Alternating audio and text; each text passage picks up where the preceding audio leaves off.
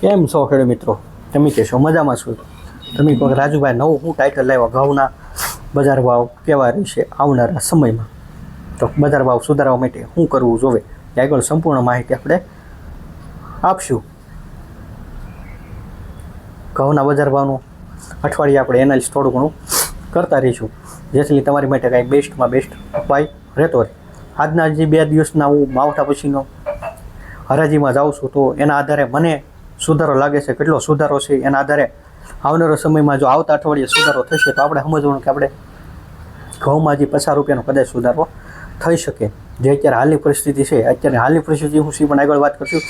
આવનારા સમયમાં પણ શું થશે એની પણ આપણે વાત કરશું. પણ એની પહેલાં આપણે જે કોઈ પણ પાક બનાવ્યો એની રોગ જીવાય થામું, થોડીક રોગ ભાવ ન હોય તો આપણે થોડુંક રોગ જીવાય થામું પણ જોવું પડે કે નહીં? તમે કહીશું હા રાજુભાઈ એ વાત તમારી સાચી છે કે આપણે રોગ જીવાય ઓછી આવે તો આપણે ફાયદો થાય. ફાયદો એટલે બેસ્ટમાં બેસ્ટ થાય. શું લેવા સારો થાય ફાયદો? ખર્ચ ઘટેલો હોય તો માઇન્ડ કદાચ આપણે વેચવા જઈએ ઘઉં બાજરી, તો નવી બાજરીના ભાવે સારા છે, પણ એ આપણે પાક છે ત્યારે એટલા ભાવ છે એનું કંઈ નક્કી હોતું નથી. ઘઉંના ભાવ પહેલાં 500-600 રૂપિયા હતા આજથી મહિના પહેલાં, પણ એ આપણે કોઈ ઘઉં નીકળતા હતા નહોતા નીકળતા. તો આપણે નીકળે ત્યારે ગમે ત્યારે ભાવ બેસી જાય છે, તો એ તો એક સમસ્યા છે.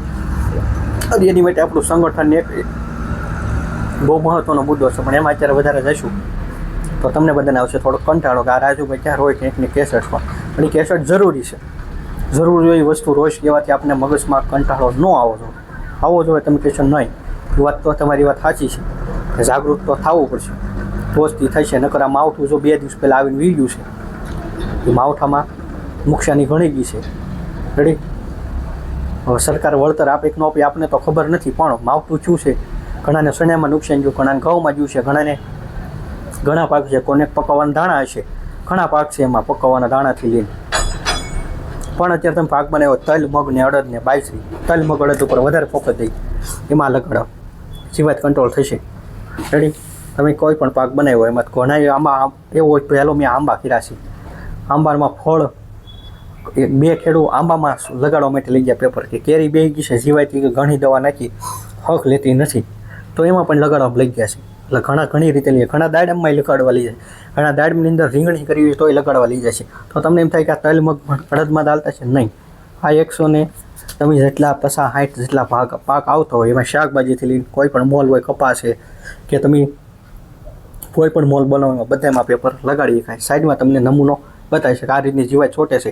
એ જીવાતનો ફોટો છે ને એ મેં મારી હાથે જ પાડેલો હોય, ખેડૂત દ્વારા મોકલેલો. એમાં કોઈ જે ઓલો શું કહેવાય વિડીયો બનાવે આપણે ઇન્સ્ટાગ્રામમાં શું કહેવાય નામે ભૂલાઈ જાય આપણે, તેવું કંઈ બહુ EI એ રીતનું કરેલું નથી. આ છે કોઈ 100% હાસો ફોટો છે જે તમને સાઈડમાં બતાવી છે ને, એમાં કોઈ છેડછાડ કરેલી નથી. એટલે 110% રિઝલ્ટ કે હોય 100% તમારા શબ્દમાં જે કેવું એ રિઝલ્ટ એનું આવેલું છે. હવે એ મુદ્દોને જવા દઈને હવે આપણે આવી ઘઉંના મેન મુખ્ય મુદ્દા ઉપર નકર થાય કે રાજુભાઈ તો ઘઉંની વાત કરીને ક્યાં કેટલું સમજાવી દીધું. સમજાવવું તો પડે કે નહીં? હજી મારે સમજાવવું છે ને પછી ઘઉંના બજાર ભાવ વિશે જવું છે. તમને એમ લાગે છે મારા તલ મગ પાકવાની મહિનાની વાર હોય ત્યારે આ દવાનો ઉપયોગ કરવાનો છે. કઈ આવડે યાર? તલ મગ તમે જે બનાવે કાળા પીળા જે બનાવ્યો હોય તલ મહિનાની વાર હોય ત્યારે પાવન, તેનાથી દાણાની ક્વોલિટી સારી થાય. દાણાની ક્વોલિટી સારી થઈ શકે તો ભાવમાં ફેર પડે. આજનું એક ઉદાહરણ લો તમને. ગઈકાલનું 600 રૂપિયા સુધી ઘઉં વેચવાના હતા અને 460ની 70માં વેચવાના હતા. એટલો ફરક. તો શું લેવું કે ક્વોલિટી હોય તો ભાવ સારા આવે. તો આપણે ક્વોલિટી સારી બનાવીને માટે સારું ખાતર પાવું પડે. તમે કહેશો એ વાત સાચી છે, ખાતર તો સારું દે તો જ સારું થવાનું છે, નકર થતું નથી. તો એની માટે બેસ્ટમાં બેસ્ટ ઉપાય હોય તો ડ્રીપ કે પ્લસ દાણો સારો બનાવે, પોટાશ આવે છે અંદર, પોટાશ વાળું ખાતર બેસ્ટમાં બેસ્ટ આવડું. આમાં કાંઈ ઘટે નહીં. હવે આવી જઈએ આપણે 2 દિવસના માવઠા પછીના બજાર ભાવમાં હું ફેરફાર થયો છે, અને પછી વિડીયાને વિરામ આપી પાછો તમને કંટાળો મળશે. કંટાળો તો ન આવવો જોઈએ. તો 2 દિવસના જોતા જો કાલે આની પહેલાં જો માવઠા પહેલાં હોય તો 430-40 એવો બજાર ભાવ હતા, 445 સુધી ઘઉં જતા. 2 દિવસની અંદર આજે 480 સુધી 460 એટલે એવા ભાવ આવી ગયા. જે 430 ને 50ની અંદર જતા એને બદલે 130નો સુધારો આજને 2 દિવસમાં બતાણો છે. હવે મારો અંદાજો કદાચ એવો કહે છે જો સોમવારે જે જનરલી 480 થી 500ની વચ્ચે જો ઘઉં જવા મળે તો સમજો કે ભાવમાં બજાર ભાવમાં માવઠાને કારણે જો વધારે નુકસાન થયું છે તો થોડોક વધારે સુધારો જોવા મળી શકે એવી સંભાવના વર્તાય છે. આપણા હાથમાં નથી આ શક્યતા. માવઠાવાળાએ કેમ આગાહી કરી આવું રીતે માવઠું થશે ને આ રીતે વાવાઝોડું આવશે, તો એ રીતે મેં થોડુંક તમે એનાલિસિસ કરીને આપ્યું છે. આવું થાય પાકું નથી તો આવતા અઠવાડિયે બજાર ભાવ ખુલે ત્યારે ખબર પડે. પછી તમને એમ થાય કે મારે હાસોવા રાજુભાઈ એમ કીધું છે તો કોઈને હાસવાનું થતું ને તમને એમ લાગે મારી વાત ઉપર આ રીતે થઈ શકે, ડુંગળી મમ્મી આ રીતે કહેતા કે આ રીતે આવું અઠવાડિયામાં થઈ શકે, તો એમાં થતું રેડી. એમાં હું કહેતો નહીં પ્રમાણે 80-90% એ પ્રમાણે રિઝલ્ટ આવતું આમાં આવી શકે એવું અમને વર્તાય છે. આ 2 દિવસના ઓલા પ્રમાણે તો સોમ મંગળ આવે ત્યારે ખબર પડે. તો હું સોમવાર મંગળવારે કેવા 2 દિવસ રહે વાતાવરણ ઘટે છે વધે છે. જો સોમ મંગળમાં વધ્યા તો ધીરે ધીરે સુધાર થતાં 500 રૂપિયા ઉપર કદાચ બજાર ભાવ થઈ જાય છે.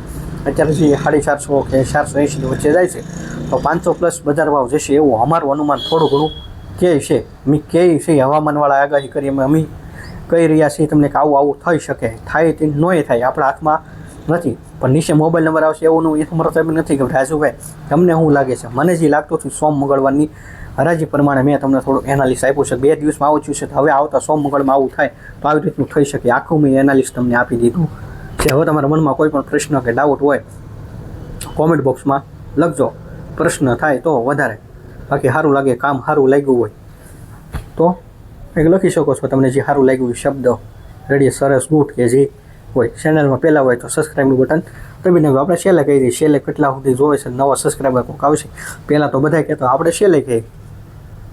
તો જે સારી માહિતી મને લાગી મેં મારી રીતે શેર કરી છે. તમને સારું લાગ્યું હોય કોમેન્ટ બોક્સમાં કાંઈક ને કાંઈક લખજો રેડી. બાકી આ પેપર ખાસ કરીને લગાડજો.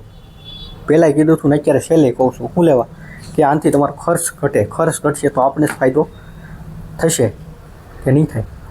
થાય જ નહીં. એ ફાયદા માટે જ આપણે રોજ કહેતા હોઈએ છીએ. બાકી અન્ય કોઈ સમસ્યા હોય તો કહી શકો છો. બાકી મળશું કાલે એક નવા વિડીયોને એક નવી માહિતી સાથે ખેડૂત.